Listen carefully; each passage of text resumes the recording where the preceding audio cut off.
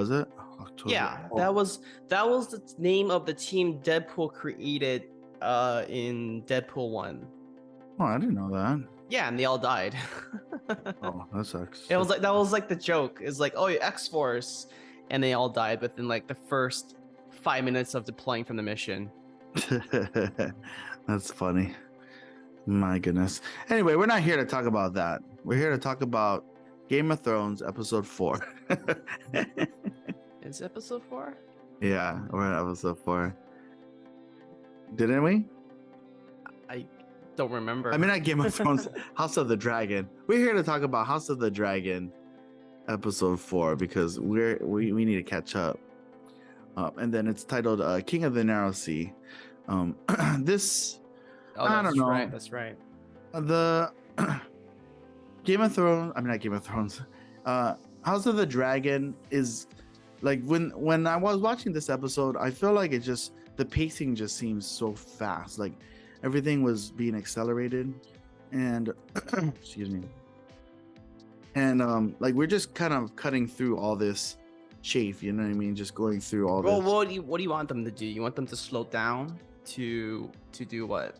Well, not slow down, but kind of just take their time with it. Like let it marinate a little bit. What do you mean, what do you mean by that? You know, it's kind of like, okay, we're introduced to these characters. They're all very new. They get into it really quickly. Then all these like relationships start getting established, then taken away, and then you know, I just feel like when I was watching this first season Game of Thrones, they really took their time trying to go through everything. I think the fact that they have to storytell this time jump, because obviously they're taking us through all these moments in their timeline, right? Mm-hmm. It just doesn't feel as accelerated. I mean, it feels more accelerated than us being told a story of Game of Thrones, where it's like, okay, you meet the king, you understand that there's these houses and factions, and then you know, like it was kind of establishing the world. I don't know if they're accelerating it because we already know the world, or they need to get to, you know, Rhaenyra's story a lot sooner, you know. Well, you mean like they have to get to they have to get to a certain point in Rhaenyra's story. Yeah. I'm almost thinking, like, I'm a little bit worried because of the pacing of all of this. Do you feel like the story will be more about the kids than it will be about Rhaenyra and Alicent? What do you mean more about them? I mean, they're gonna be there regardless. I know, but you know, because when you think about like Game of Thrones in the past, it was all about the kids and how everybody kind of grew up to be like super important, right? Like some people stayed around, but do you have a feeling that, like, I have a feeling that in this season, I mean, it would be a huge shocker, but I feel like in this season, what if Rhaenyra, like at the season finale, died? But doesn't she live till the very end? No. Oh well, the end is very relative because okay, well I didn't reach the end, so obviously I don't know how this entire story ends. Yeah, exactly. But the fact that they're going so fast, I was like thinking about like the timeline of when all these events happen. I'm like, it's actually, I mean, okay, maybe we shouldn't spoil it.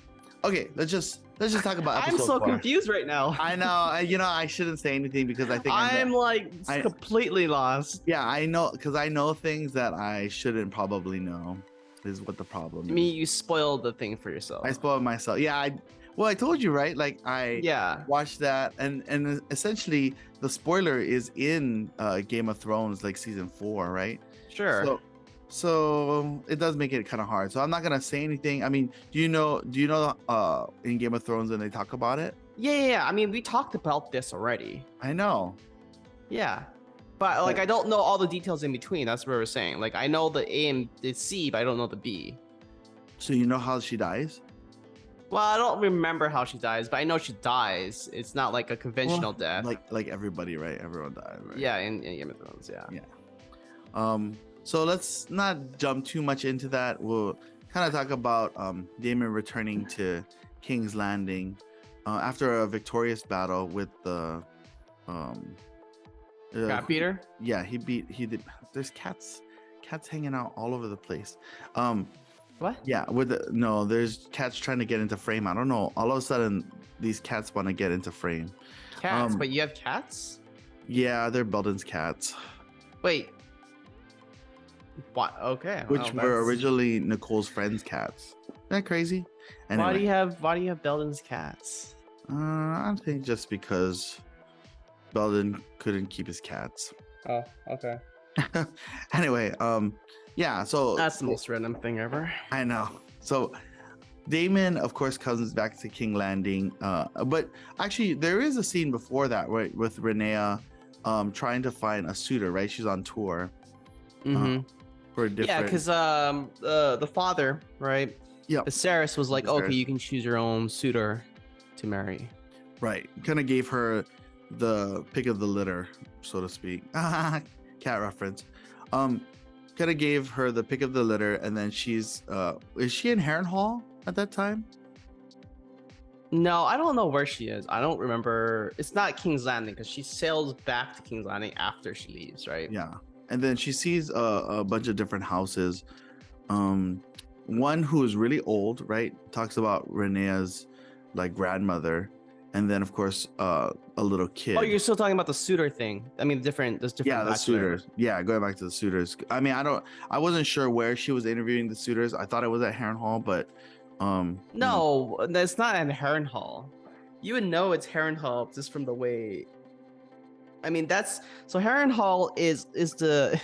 It's only relevant to the strong, the house strong, right? Who we kind of see through in the previous episodes. right. How strong? Were they given it or did they conquer it? I forget. Who? Right. Oh my goodness. Sorry. Who are we talking about? How strong? No. So Harrenhal was the castle built by one of the ancestors of Strong's in order to repel any army, right? But there's the story goes is that it was built in hubris because he was proven wrong because dragons then came and burned it to the ground. Burned it to the ground, right? Because walls can't block dragons, right? Exactly. That's too funny. Yeah, so I guess it wasn't. I don't think it was Harrenhal, but she does see the suitors. Is that like the only? Is that like the only place you know outside of the King's Landing? I mean, there's Essos. I know Essos. Essos. Yeah, I know Essos. I know the land behind the wall. I know the free cities. I know where they have the coin, somewhere over there. What? Yeah. I forget what city that is. I think it's further north. What are you talking about? I know Winterfell. Yeah, except Winterfell is not relevant to this story. Is not at all. I know, it's so weird that there's no focus on Winterfell at all. The wildlings beyond the wall. I know all kinds of things. I know all kinds of places. You know all kinds of places. All kinds of places. Great. Yeah, and I don't know the two houses that were they're trying to, I guess, court Rhaenyra, but the kid kind of like gets pretty upset and stabs the other dude. I know that that was unexpected, and I think a lot of people were saying that Rhaenyra kind of liked it, like the thrill of battle, because she was always looking back while Sir Kristen Cole was kind of protecting her, making sure that she was okay. And then from there, they do sail back together, and it's kind of interesting to think now. Sir Kristen Cole's relationship with Rhaenyra, like, I guess I know George R.R. Martin talks about how like he really likes to make these moments very real, and I think about like relationships and love in that way, where it's like you meet someone, it's all like super exciting and you really like each other, and then all of a sudden like things don't work out. They don't work out. Yeah, so obviously we see Daemon Targaryen come back to from the Stepstones to King's Landing, and he has a crown, right?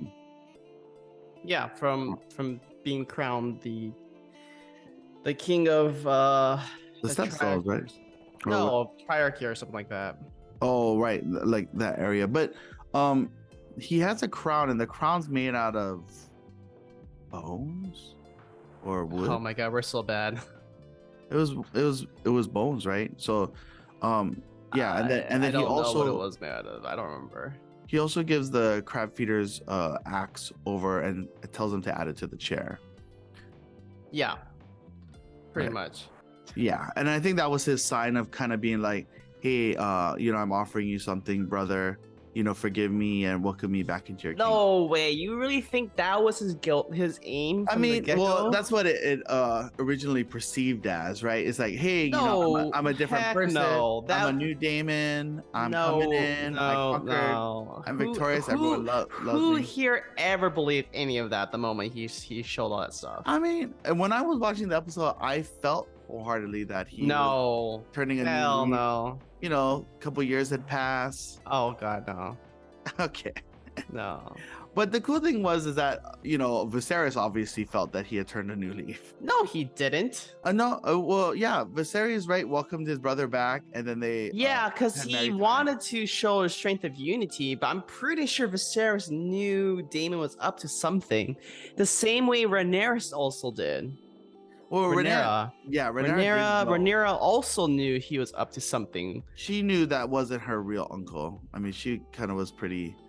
What do you mean not her real uncle? I mean, no, like he was kind of playing the game, right? Like that's what I mean. She knew, but I felt like Viserys didn't know. No, Viserys definitely knows. I think Viserys is the type of ruler where he's too afraid to Rock the boat. well, Rock yeah, the boat, baby. to change the status quo. He wants to keep the peace any way possible. Yeah. Even at the own detriment of his own self image. Right. It's so much so, yeah. You can kind of see it because, like Daemon comes to him in a whole like public. And it's because of that. It's being perceived as a sort of weakness in the king's court. So I mean, do you think that if he were to call his brother out, like it would show him as weak? No, if he did call the brother out, it would show him more as a decisive leader, more stronger or a stronger leader. Right, as opposed to just accepting him and being like, Yeah, come here, my brother. yeah, because no one in the court likes Daemon at this point. Yeah, that's true. Even That's though the reason why that's the reason why he was kicked out of King's Landing and sent back to Dragonstone, right? You're right. It's because no one likes him. Like he has no allies in the court. What happens when there's no king or queen at a certain like area, like Dragonstone? What? Like, oh, sorry, I'm thinking too hard ahead because, like, I was thinking to myself, I was like, okay, who? So Daemon is at Dragonstone right now. No, in this episode, no, he's in King's Landing. I mean, he rules right Dragonstone as the prince right now, right? He's as one of the lords, I mean, he's always a lord. Right, but the Lord of Dragonstone? I mean, he's a lord of Dragonstone, but he's not the ruler of Dragonstone. Like, who's the ruler of Dragonstone? Rhaenyra. I mean, so, yeah, Rhaenyra is the heir to the throne of Dragonstone, right? Even though she's also the heir of King's Landing. Well, she was named heir to the throne, lead ruler, inheritor of the Dragonstone throne, whatever, right? That whole title speech that Viserys gave in episode 1. Yeah, but does she even have any duties? Does she do anything for her? No, because the fact is, she's not male. It doesn't give her a lot of political power. That's so crazy.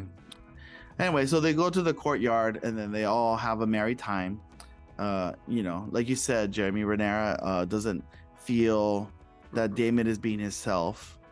And then they kind of have this kind of like ancestral exchange. Well, yeah, I think because that was his point from the beginning. Right. But you don't feel that he also genuinely loves Rhaenyra or like likes her? I mean, I think he does. But I mean, and it's like he also, but at the same time, he's very self-centered. I feel like he's a very self-centered character who obviously has an agenda and he Right. wants to achieve it. Yeah. So he doesn't really, he doesn't really care who happens to other people to achieve what his own goals, right? He killed his own wife in the Vale, right? So he doesn't, so that way he isn't married and he could inherit like all of the things that the ex-wife had. Right. And then so now we're seeing again where he's here in King's Landing in order to court Rhaenyra, in order to create this sort of scandal, right? In order to force Viserys, in order to force a situation where Rhaenyra would end up with him as the wife. Yeah. Right. And of course him ascending to the Iron Throne, right? Yeah, as a king regent. Yeah. Yeah. King Regent. That's right. And we also do see the exchange of Alicent. Like I this is all like seeds being planted, right? Alicent. Well, we also get to see that Otto Hightower is playing his cards now. Yeah, exactly. And he, obviously, right? We know that he's not the type of person to serve the crown only for the best wishes of with the best intentions. Like he's only doing it to gain his own political power, to further his own status, and him and his household. Yeah. And we do see that Otto Hightower is a lot like Littlefinger in a sense. Actually, he reminds me of like a Viserys and a Littlefinger, where he's kind of just playing so like political like games with his daughter and the king, and trying to show that his best interest is at heart. But I don't know, he just seems like a snake to me. Yeah, he's like Littlefinger. Yeah, Littlefinger too. Lord Baelish, Peter Baelish. That's basically who he. That's who he is. He's very similar to Peter Baelish from Game of Thrones. Yeah, he does give off those vibes. And I mean, I think so far, trajectory wise, he's doing a pretty good job, because he already got his daughter to get married to the king. So I mean, doesn't get any better than that. Plus, she also has male heirs as well. Well, yeah. So now his next steps is to disinherit, or have Viserys renounce Rhaenyra's claim to the Iron Throne, and instead name his own firstborn son, Aegon Targaryen, to be the heir to the throne, Iron Throne. Yeah, the way they set this up was so good. Like it's like they're taking the politics and of course the gender and all these things into play, where it becomes very complicated and messy. I'm like, oh, that's pretty messy. I mean, I don't know how you feel about Rhaenyra and Alicent's relationship. It's hard to even believe that they were friends, to begin with. But I guess once your friend marries your dad and has kids that take away the Iron Throne, I guess you're not going to be friends as much, huh? Well, the fact that she went behind her back.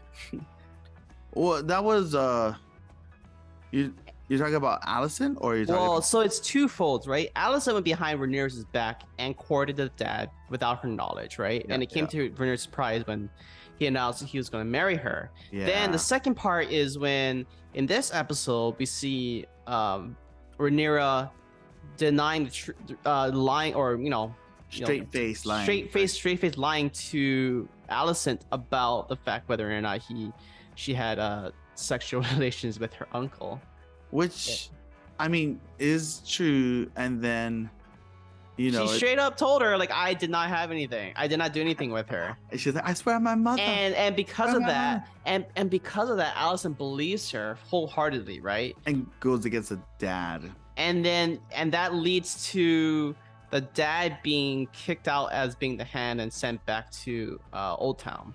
Yeah, that's right. That is very interesting. I mean, it was either you choose one or the other, and she ended up choosing her friend, which kind of screwed the father over, because then she did reveal information that I think Rhaenyra didn't know, which she said, oh, I overheard my father talking about your gleeful night, in the city, right? Yeah. So that was, she used that against her, Alicent. She's like, oh, Like, you're gonna just believe like, all this, and how come your father's spying on me, this and that. And then that also prompts Renea to get rid of Otto Hightower, which I thought, I never really thought that Renea would feel that Otto Hightower was a threat, but I guess after that whole situation. No, wait, what do you mean you never thought Rhaenyra? I- She's very, very intelligent. She's fully aware of like everyone in the court has their own agendas. I felt Renea, like, obviously, I guess in the first episode she didn't care, right? And she did care. I mean, the fact. Well, maybe no, she didn't wasn't care given- about the Iron Throne until she was appointed. No, I think she always had an interest because we see in episode 1 where she was a cupbearer. She would always you could still she was listening in on their conversations. Right. But I mean, maybe she, like, at that moment she felt that she really didn't have a chance. She's like, oh, okay, well, my mom's Well, pregnant. yeah, because it was always a case where it was Daemon who was going to inherit the throne if Viserys could not, Produce the heir. produce a son, right? Yeah. So yeah, in that regard, yeah, it was never she was never in line for succession. Yeah. She's like, I'm third in line. No, she wasn't even in line. I mean, if everyone died, she would be in line, right? Like third in line. Well, no. I mean, who's everyone? Then it would go to, if Viserys dies, then it would first go to Daemon, right? Right. And then I'm assuming Daemon marries and gets An heir. has an heir, right? Then they would go to the heir. Well, I mean, but her brother, right, Aegon, also would have been a potential seat in line, right? Would have been the first before Daemon.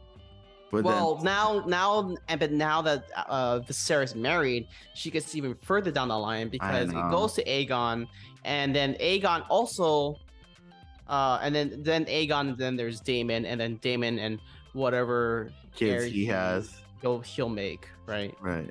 That's crazy. Oh man, it sounds so crazy. But I guess there's a whole rhyme and reason for all of that kind of goes on. I mean, it's the Game of Thrones. But then there's also that's considering like if everything goes, if the line of succession moves smoothly, right? Right. Yeah, you don't get old. You don't die at childbirth. No, not that. I'm just talking about like there's other people that can lay claim to the throne. Right, if they conquer it, right? No, like there's also Bernice Valerian and her children. Oh, right. Rhaenys, Yeah, right? because she was the queen that never was. ruled. I mean, granted, it's very weak, but she could make a claim to the throne if everyone else is dead. Right, because she does come from Targaryen heritage, and her husband Lord Corlys does control the largest fleet, the naval fleet in King's Landing. Does that even play any like political contribution? Yeah, like, you control the shipping lanes, you control the wealth, and you control all the export and imports. That gives you a lot of significant political power. Yeah, but I mean, like, it doesn't give you, like, okay, if he wasn't married to a Targaryen, he would have to, wouldn't he, like, it wouldn't matter, right? Like, he has no like marital connection to the throne. He wouldn't even be considered like to have. Yeah, but we're talking about the fact that Rhaenyra Targaryen can make a claim to the throne for her and her children.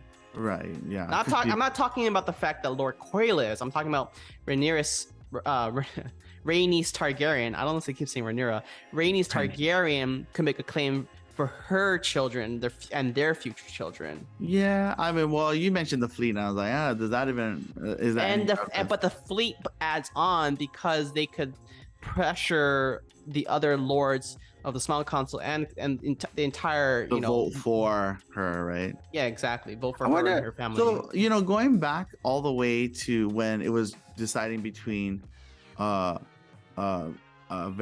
and Rena, or whatever her name is. Who are we talking about? When I forget his name already. Shucks. The king who had to choose between his cousin and Viserys, and he chose Viserys. You mean Jaehaerys. Oh, you mean between Viserys and Rhaenys? Yeah, Rhaenys. Yeah. Yeah. What made him choose Oh, because he was a The- male. Yeah, and it That's wasn't right. him that chose it. It was the council that chose it. Okay. That was the big announcement in episode 1 in Harrenhal with like In the beginning, yeah. in the very, very beginning. Yeah. That's so true.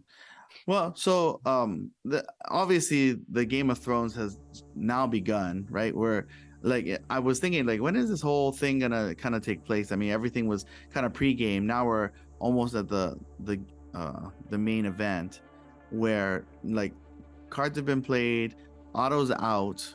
You know, Wait, Otto's not out yet. I mean, no, he's out as a hand for right now. Otto Hightower is out as he's no longer the hand of the king, thanks to Rhaenyra. And now we have Alicent, who is all by herself now, right? And she's always been kind of like this innocent young girl who, like wants to do good. Like she always seems like she has good nature and is good-hearted, and now she's like swept up in this whole Game of Thrones. Mm-hmm. So I find it very interesting. I'm looking forward to seeing what she's going to be doing down the line, because you can see her character slowly evolve from this, very like subservient, nice girl going into Subservient. I mean, But- she was very like, like very sweet and like always like reading stories to Renea. Wait, who? Alicent. Oh, you're talking about Alicent. Yeah, yeah. Wait, reading stories. Yeah, she used to read stories to her in episode 1. That wasn't stories. I mean, history. That was a history book. History book. Yeah. And because she felt it was important that, a princess like needs to know Yeah. these things. Well, they do. I know they do. Yeah. And now she's her stepmom and the queen. So it's like, Yeah. And the Queen Regent. Yep. yeah, queen regent. So, yeah. So, I mean, that, and of course, we actually missed out a really important part, which was, Yeah, you just kind of skipped to the very end with Otto Hightower being kicked out as the hand. yeah. Well, I mean, technically you did, not me. No, you said it. No, I just said that Otto Hightower was like the one who No, Uh, you said that Otto Hightower is now out of play. I was no, like, well, I did say that, but you had brought up Otto Hightower. So let's go back. Let's go back. I was talking about Rhaenys, and her claim to the throne. I think you had brought up the fact that, yeah, like the whole situation that Alicent confronting Rhaenyra, right? And then that kind of Well, that forced her to choose right between her father and father. Rhaenyra, and she chose Rhaenyra. Rhaenyra, yeah. And then that got Otto Hightower got kicked out. Okay, but we did skip a very important part of this entire episode, which of course is the night on the town. No, we were talking about that was Daemon. That was Daemon courting Rhaenyra, and they had ancestral sex. Well, there was also like a lot of significant areas. It was her first time at a brothel. She also had sex with Kristen Cole, and she also like saw that play to see what the city folk thought about. King's Landing actually thought about her, like, and where she stands in the whole situation. Because remember when Arya saw the play of her father? Wait. It kind of like told a story that she felt was not real. She's like, oh, this is not a real story. This is not a portrayal of, what had happened. And I think Rhaenyra was like looking at it and like, oh, I don't, like this is what people think about me. And a lot of theorists say that that's foreshadowing of what's to come in the future. Wait, what do you have to be a little bit more specific. I'm not quite following what you're trying to get at. So, when Daemon and Rhaenyra are in the city, and then they have that whole play, they all stop and then they watch the play. You're talking about how what everyone thinks of Rhaenyra being the heir to the throne. Correct. Yeah, that's what I was saying. So that's what it shows. No, it was showing like it was a shocker for her. Yeah, she like obviously this is her first time also kind of gallivanting around the castle, outside of the castle and kind of seeing this. Yeah. So yeah, it was a huge shocker for her. Like she didn't have that realization that that's what people thought. Mm-hmm. So they say that like theorists say that that's going to foreshadow what's to come in the future episodes. Got it. Yeah. So, and then of course they end up at a brothel, bringing the kids to a brothel. I guess there's no rules, no drinking rules. Well, I don't think Rhaenyra is considered a child at that age. Oh, I see. Yeah, because of we talk about that, the life expectancy, right? Mhm. So yeah, she does that, and then I forget who comes on to who. I think Daemon comes on to Yeah, he's Rhaenyra. like the reason he brings her out in the first place is to court her or to seduce her. Yeah, and then But then obviously Rhaenyra is also kind of smitten for her uncle. right. I don't know. It's like, I mean, I felt a little cringe during this scene, and I didn't know how far they were gonna take it, and they took it pretty far. You didn't know how to feel about it. Like, what did I you don't feel? know. What did you think about? So how did you feel with Jaime Lannister and Cersei? I knew they were actors, so it didn't matter. I mean, these are actors too, but it's like the fact that she looks the fact that she looks so young. She looks young is what it is. Like they're portraying her as a very young girl, and she looks very young. And like Daemon doesn't look like he's like in his 30s. You know what I mean?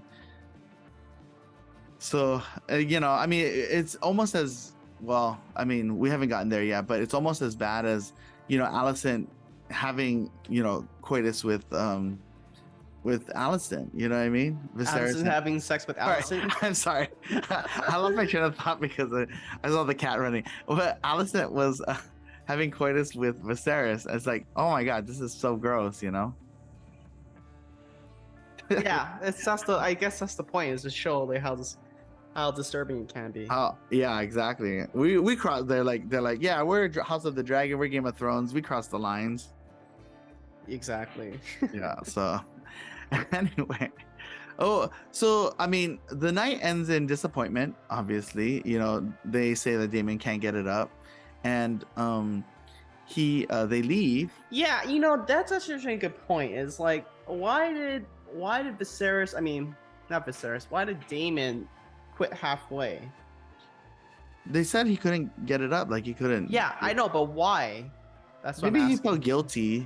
Sometimes you have performance anxiety, especially if it's a big thing. You want everything to go perfect, and it never does. It doesn't go perfect. I don't think that was his issue. I don't think it was. I don't think his issue was that he was anxious or too full of anxiety. I think he was never. I don't think he ever intentionally loved Rhaenyra. I think that's I mean, you don't need to love someone to do it with someone, No, I don't think he ever had any feelings towards her. Oh, I see. But you just said that he kind of felt. Well, that was the impression that we were getting, right, from previous episodes. Right. But I'm wondering if he ever did at all, because of the fact that he quit halfway. Right. Well, apparently Kristen Cole had feelings. He was able to go all the way. And then yeah. There were, and and then that brings us back to the whole, Well, I mean, that was a very, very sad scene, to be honest, too, because like, first of all, yes, Rhaenyra. I mean, the fact that he quit halfway made Rhaenyra feel very self-conscious, right? Self-conscious and vulnerable. Yeah, vulnerable, and she's kind of like, oh shoot, right? And that's what kind of pushed her toward Sir Kristen Cole, right? Yeah. And like but you're right, like even that whole situation too was a little bit taboo, because Knights of the they're not Knights of the Watch, it's the Kingsguard. Sorry, the Kingsguard. I know, Knights of the Watch. Yeah, yes. Okay. Yes, they're the Kingsguard there to protect them, not fuck them. Yeah, exactly. Oh, and it was crazy because even in the beginning of the episode, Kristen Cole was like just in adoration of Rhaenyra, and like even in episode 2, Rhaenyra did choose Kristen Cole as the best fighter. And so for me to see this, of course, like, and that's also what makes, I think, George R.R. Martin like make these real scenarios that you can never come back from, right? It's like kind of like two friends kind of like crossing the boundary. Like they get drunk one night, they cross the boundary, they end up doing it, and it's like, oh, we can never go back, right? Or it's either it's either you break up or it's just too messy. You know what I mean? Like, I just like that he can portray these situations so realistically. Well, I'm kind of curious to see. I'm kind of curious now about like how it's actually portrayed in the books because, like you said, like the books themselves are not from the accounts of the of Right, they're from maesters. from the point It's of not from the from their individuals. first person of view. It's from the Meisters and gossip around certain lords, right? Right. About what they think happened. The writing of the songs. Yeah, the writing of what actually happened in the thing, and it's like it's not all firsthand accounts. So I'm wondering like what it actually was, or what the difference is between what actually happens, what we see, and what was told. I know. Yeah, that's so crazy. Yeah, I mean, maybe after watching this, a lot of people will buy the books. Who knows? And then I doubt it.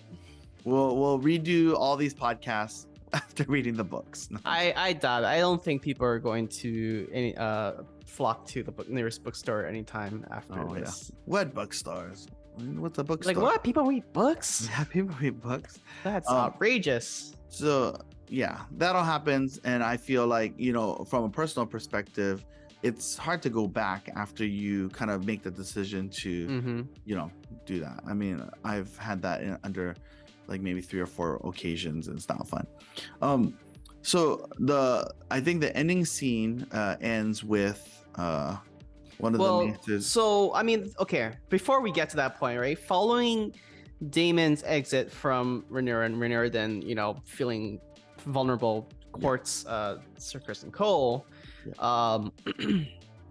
We then see Otto Hightower receiving word about that night. About the little birds. Yeah, the little birds. Yeah, it's actually crazy that the use of street orphan kids was not something that was invented in Game of Thrones, but really something that was, you know, used years back during the, you know, 200 years before, you know, the what's the guy's name? The eunuch was using them. Yeah, Viserys. Is it Viserys? His name is Viserys, right? Lord Varys or something. Lord Varys, yeah. Yeah. Before Lord Varys, we found out Lord Varys was using street kids. Well, that's why I feel like Otto Hightower is like part Littlefinger, part Varys. You know what I mean? Not in the slightest, because their motivations and their agendas are like a hybrid of both, because he uses little birds and he also but Lord Varys was not the only one in Game of Thrones. True. I mean, it's just that it was just surprising that it wasn't Lord Varys that kind of created this network. It was actually something that's been established since long ago, and I'm pretty sure. And I'm not sure. I'm pretty sure at this point, Otto Hightower was not the first one to invent this system. Right. He just inherited could even date back further, right? Yeah, like whoever, you know, the Master of Whispers. Obviously, it could have been as far back as the very first Master of Whispers during Aegon Targaryen's conquest. Maybe I may have invented it, or even before then. I don't know, but it's just kind of eye-opening to see that, oh yeah, you know, they still use street kids during this time in order to spy on people in King's Landing. Yeah, I like that, because how else are you gonna get your information? There's no Google. That's true. Yeah, that's true. That's true. Yeah. And it's like, that makes a lot of sense. So anyway, Otto Hightower has this information, and then he decides to then confront the king about it. Yeah. Well, it is a calculated move, and I can understand. He wants to spoil Rhaenyra, right? Get Rhaenyra out of the way. He wants to get Viserys to realize that it's in the best interest of the crown and the people to remove Rhaenyra from being the heir to the throne, and instead install Aegon as the true heir. Yeah, exactly. That's his intention. Like that's his whole purpose. But it also at the same time is to further his own house's standing in the court, right? Because then he would then be the grandfather of the future king. Right, exactly. And that'll go in the history books, right? Into the history books. Sure. Yeah. And of course, all the while, Alicent is hiding in the background, listening to this whole conversation. and like as good girls do, they confront their friends, and she's like, "This is what I heard. You did this," and then we go back to where we were before. Well, and then that leads to Rhaenyra talking to her father. Yes, Right. and of course, talking about how Alicent was a plant and that Otto Hightower needs to be removed. It's a cool bonding moment though between Viserys and Rhaenyra. Yeah. About how, like, because then Viserys then kind of like confirms to her that, oh yeah, you're still going to be my heir regardless of Aegon. Yeah, that is sweet.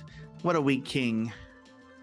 What a weak. Well, I don't know if it's weakness or just he's like intentionally being ignorant of the situation. Yeah, that's what I was saying. I was like, I don't know if it's honestly, weak or he's just being. I honestly don't think he knew about being Daemon's stupid. intentions because No, he knew. No, because when he finds out about like Daemon right from Otto Hightower, he pulls Daemon into the kingdom and he's like, "Yeah, I heard you. Like, how could you do this?" Yeah. You know what I mean? Well, I And- mean, obviously he wouldn't. How can you expect someone to do something like that to your daughter? I guess. That's not something I think that's normal to think of. But I'm pretty sure he knew Daemon was up to something, just not exactly what. That extreme, yeah. Yeah, exactly. And the funny part is now that I think about it, I think Otto Hightower wanted this outcome to happen. The whole thing, because you get rid of the uncle, get rid of Rhaenyra, and then nobody's standing in the way of you and the Iron Throne. Yeah, I think because, like, obviously, if he really truly cared about the king, he could have just like turned Daemon away, or kept him out. I don't know, Right. or sent word to the king earlier to like shoot, kick him away. But I think he intentionally wanted this to happen because he knew Daemon was here for a specific reason, to mess Right. with the crown. Yeah, what are the odds, right? All of that kind of working perfectly together, and Yeah.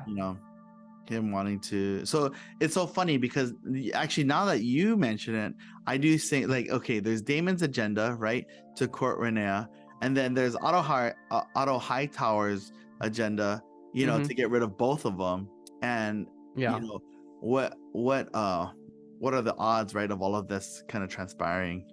Well, all of this laying in favor of Hightower perfectly. Perfectly, until the daughter chooses Rhaenyra over Otto Hightower, which is a sad thing, because then he loses his political position. Well, he gets kicked out of the hand. Yeah. And instead they didn't stop. Well, I mean, they didn't show it yet, but they're going to sell someone else's new as a hand. Yeah. Yeah. Right, and then Alicent is left all by herself, and then we cut to the scene where a maester comes by to Rhaenyra to give her tea to get rid of the potential babe. Yeah, Around. their form of Plan B. Yeah, Plan B. Sponsored by Plan B. No, I'm just kidding. Who actually sends the tea? That's the king. The king sends the Meister to give the tea. So maybe he isn't as naive as we all thought he was. Viserys? Yeah, Viserys. Yeah, let's give him a little credit. That's literally what I've been saying. I think Viserys, so like I'm saying, it's an interesting place that he's caught himself. He's stuck in, right? Always stuck in. On one side, like he feels pressure in order to keep the status quo, the peace that he inherited from his uncle Jaehaerys, Yep. right? But at the same time, he knows that there's all of these other forces around him that are trying to vie for the throne, right? Yeah. And it could cause a lot of instability if things go very, very wrong. Yeah. So I think it's causing him to either be willfully ignorant of all the situations going on, or it's blinding him from good judgment. Yeah. No, I agree. I mean, I do now. Looking back on the whole tea situation, I'm like, oh, maybe he did know that something happened, whether it was his uncle or not. Like, he did believe Otto Hightower to a degree. Yeah, exactly. And over his daughter, right? And then the daughter just like, oh, T? Oh, okay. Okay. Yeah, Okay. I guess so. Yeah. But that was episode 4. I mean, like, the Game of Thrones has just begun, and I do think that House of the Dragon is becoming a really popular series. Like, you know, it's very rare. It's been a rare moment, besides Stranger Things, Volume 2, that I would like anticipate a show to kind of be released. You know, I think the last time I felt this way was probably Endgame. But you know, here we are. Game of Thrones, House of the Dragon, episode 4. Let us know what you guys thought in the comments below, and we'll see you next time. Peace.